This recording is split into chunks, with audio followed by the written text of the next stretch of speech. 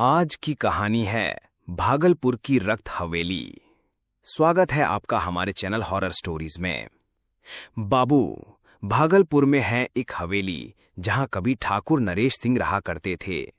एक रात पूरा खानदान खत्म हो गया और हवेली में खून का दरिया बहा। तभी से लोग उसे रक्त हवेली कहते हैं। विवेक इतिहास और रहस्यों में रुचि रखने वाला युवक तय करता है कि वो खुद जाकर उस हवेली की सच्चाई सामने लाएगा। विवेक भागलपुर पहुंचता है। स्टेशन पर उसका स्वागत करता है अजय, जो वहीं का लोकल है। अजय उसे चेतावनी देता है, भाई उस हवेली में लोग घुसते हैं लेकिन लौटते नहीं हैं। विवेक उसकी बातों को नजरअंदाज कर देता है और रात को ही हवेली के बाहर पहुंचता है। हवेली वीरान है, पर उसकी दीवारों पर आज भी लाल रंग जैसे बह रहा हो। जब वो गेट खोलता है तो अचानक एक अजीब सी चीख हवेली से निकलती है।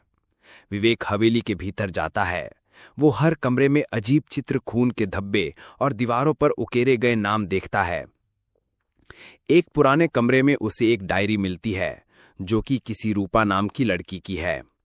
डायरी में लिखा होता है, आज ठाकुर साहब ने मुझे फिर से बुलाया है। उन्होंने कहा कि इस बार मेरा रक्त पूजा के लिए जरूरी है।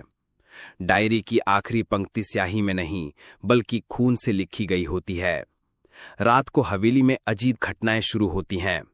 दरवाजे अपने आप खुलते बंद होते हैं। हवेली की दीवारें सांस लेने लगती हैं। विवेक को एक लड़की की परछाई दिखती है जो उसके कान में कुछ बोलती है, रक्त से ही दरवाजा खुलेगा।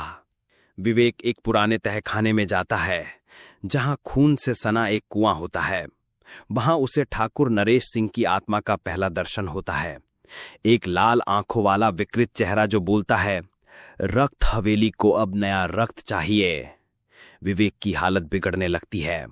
जब वो हवेली के तहखाने से निकलता है तो उसके शरीर पर खून के निशान उभरने लगते हैं, जैसे किसी अदृश्य हाथ ने उसे खरोच दिया हो।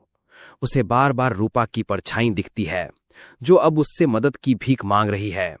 मेरी आत्मा को मुक्ति दो, मेरा रक्त व्यर्थ गया, मुझे मुक्त करो वरना तू भी इसी हवेली में रह जाएगा। अजय, जो बाहर इंतजार कर रहा था, विवेक को खून से लथपथ देखकर डर जाता है और एक पुराने पुजारी बाबा को बुलाने जाता है जो गांव में किसी जमाने में ठाकुर के घर पूजा करवाया करते थे।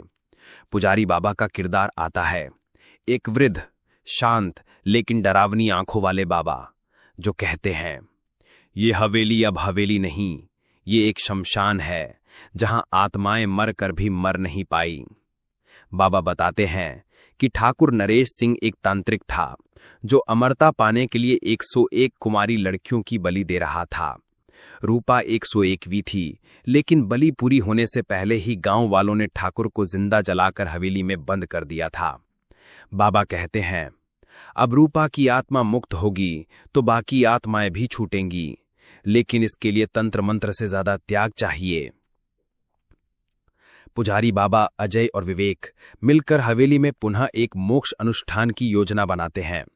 शर्त होती है कि विवेक को अपना खून चढ़ाना होगा, लेकिन मन से, डर के बिना। अनुष्ठान शुरू होता है। चारों ओर दिए जलते हैं। हवेली हिलने लगती है। रूपा की आत्मा प्रकट होती है और कहती है, तुम्हारा रक्त मुझे मुक्ति देगा, पर अगर भयभीत हुए तो तुम्हारा रक्त भी मेरी कैद में फंस जाएगा। विवेक आत्मबल के साथ तांत्रिक यंत्र पर अपना रक्त गिराता है। रक्त घिरते ही रूपा की आत्मा शांत होती है, लेकिन तभी ठाकुर नरेश सिंह की आत्मा जाग उठती है। वो अब और भी शक्तिशाली हो चुका है। पूरा हवेली कंपने लगती है, दीवारें खून से बहने लगती हैं और सारे मरे हुए आत्माएं भी प्रकट हो जाती हैं। ठाकुर चीखता है, ये हवेली मेरा मंदिर है और हर रक्त मेरा प्रसाद। पुजारी बाबा आखिरी मंत्र पढ़ते हैं और कहते हैं, अब या तो हवेली खुद भस्म होगी या इसके साथ हम सब। विवेक हवेली को खत्म करने का निर्णय लेता है। वो एक तांत्रिक अग्नि यंत्र को सक्रिय करता है, लेकिन इसके लिए किसी को अपना संपूर्ण जीवन बल त्यागना होगा। विवेक तैयार हो जाता है, लेकिन अंतिम समय में अजय, उसका दोस्त, उसे धक्का देता है और खुद बलिदान दे देता है। हवेली जलने लगती है। आत्माएं चीखती हैं, दीवारें फटती हैं और सब राख हो जाता है। 2 साल बाद विवेक अब एक लेखक बन चुका है जिसने एक किताब लिखी है, रक्त हवेली, भागलपुर का सच। वो अजय की तस्वीर के सामने मोमबत्ती रखता है और कहता है, कुछ कहानियां सिर्फ सुनने के लिए होती हैं, कुछ